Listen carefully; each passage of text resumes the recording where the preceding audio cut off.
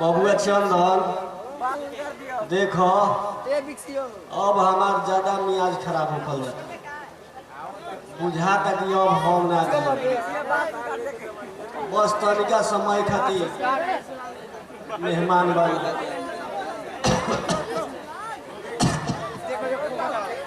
सुरेश बाबू ने कहा गई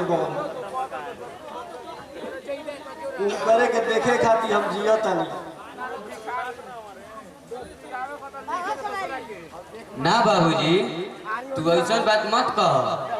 माई हमारा के जन्म दे के मर गई आ जब तू ही हमारा के छोड़ के चल जीब तो हम केकरा सहारा लेके जियब दुनिया में। तोहरा बिना हमारा सब कुछ सपना हो जाए।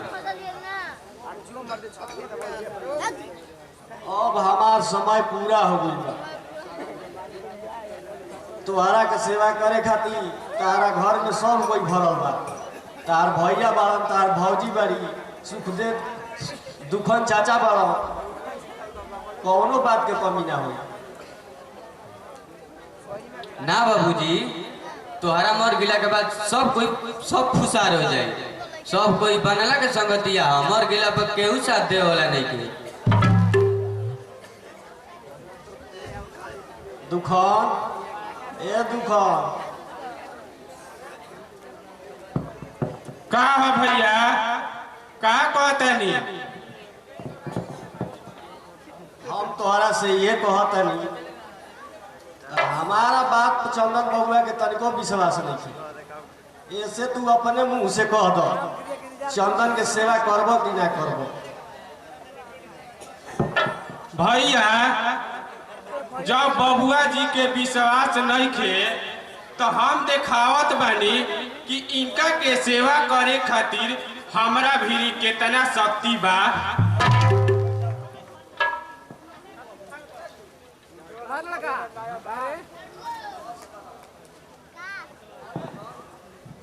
तारा ऐसा काम नहीं करे हम तार बात समझ गई। खिस्सा में कहल बा कि आधा कहे से सरबंश बुझे से गदहा बुझे। हम तो गदहा ना हो तारा का छाती फाड़ के दिखा दी।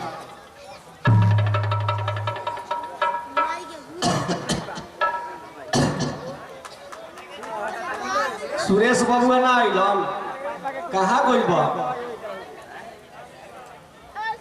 तनका धीरज रखी भैया वैद्य जी के बोला लगे गइल बड़न अब आवले चाहलन।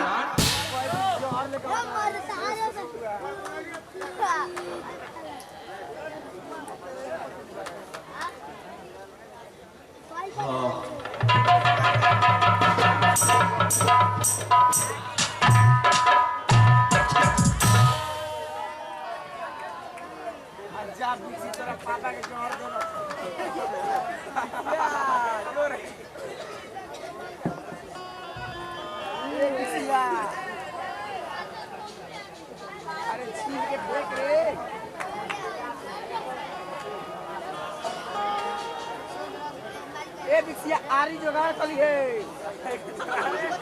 बच्चे ए बच्चे अगर हमारा बाबूजी के रउआ निवन कर दे ना तो हम अपना हिस्सा में से आधा हिस्सा रउआ के दे दे।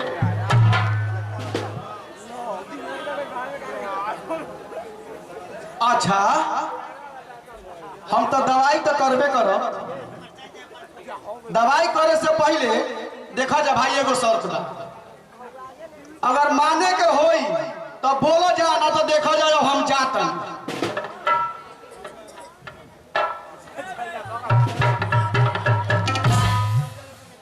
हमारा सभी वचन मंजूर बा पहले तो दवाई करे। एगो काम बा तो जैसे जैसे हम बताई वैसे वैसे तो लगे करे के पड़ी। बोला जा मंजूर बा। जल्दी बताई ना देरी का कैले बाने। जब हमारे बाबूजी मर गई हो तब का दवाई करो। सबसे पहले एगो हमार काम तो लगे करे के पड़ी।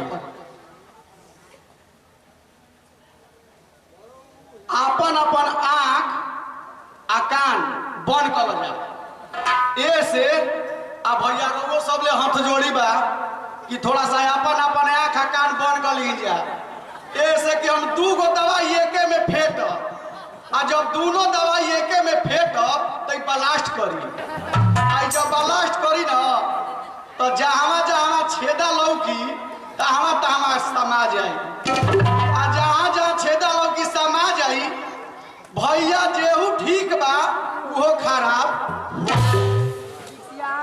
हाँ सब कोई भैया अरे भैया बंद करो जा अपन अपन रखिया जल्दी अरे बिक्सी आँख खोल रही तेरे बाबू चियार भाई जी रहुआ दावा करो हमनी के आंख मुदल जाओ आए तो शर्त काहे के बनला आ दवैया करब आ बाबू लेखा तू चल जीव तर मेरे ऊपर तो हम का करब बोल मुदबा रखिया के हम जाई ए बाबूजी सुन उ आधा हिस्सा कहता देले के आ तू 20,000 रुपया देले बाड़ू जान दू हई हारवा निकाल के तो अना तार पुलवा हम सब खोल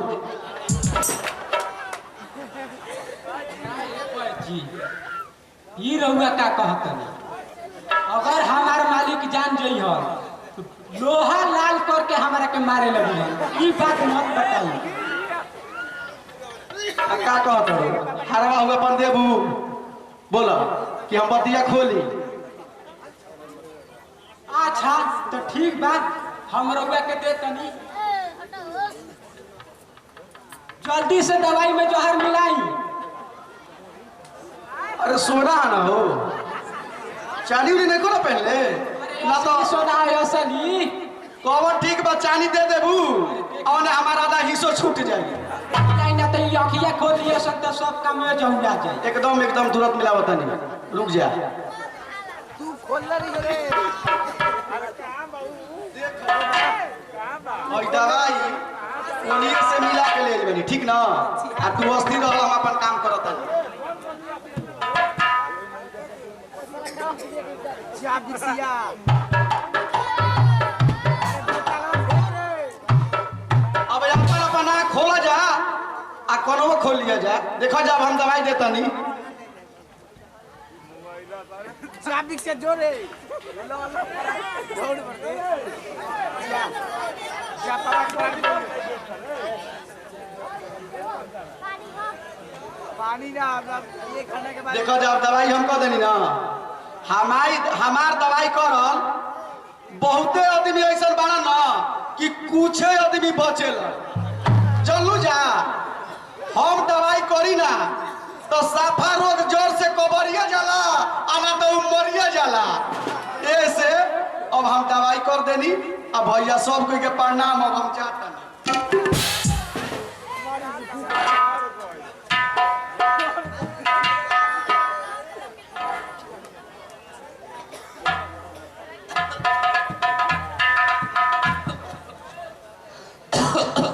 जा बिक्सिया अरे खोखे ना कोई और 1 मिनट 1 मिनट यार पास के पास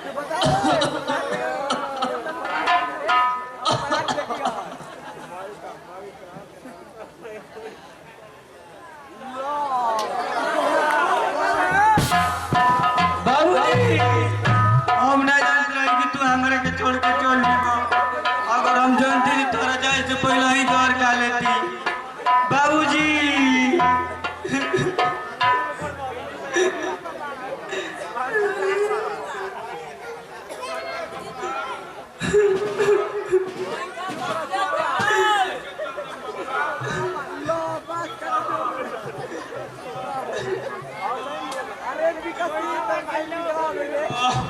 चंदा चुप रहा चंदन बबुआ अब रोला में कुछ नहीं खे चंदन मरे वाला के कोई ना रोकले बा और ना जियाए वाला के कोई मरले बा सब ऊपर वाला के कृपा बा तू अपना जीवन के बारे में सोचा चंदन बबुआ ये तो हम सोचा था नहीं चाचा कि अब हमारी जिंदगी कैसे पार लगी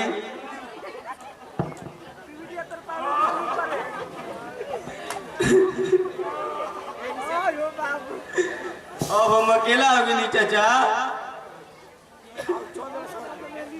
बबुआ ऐसे मत कहा बबुआ, जेकर दुनिया में कोई ना होखेला ओकरा खातिर भगवान होखेलन। अभी हम जियते बानी बबुआ।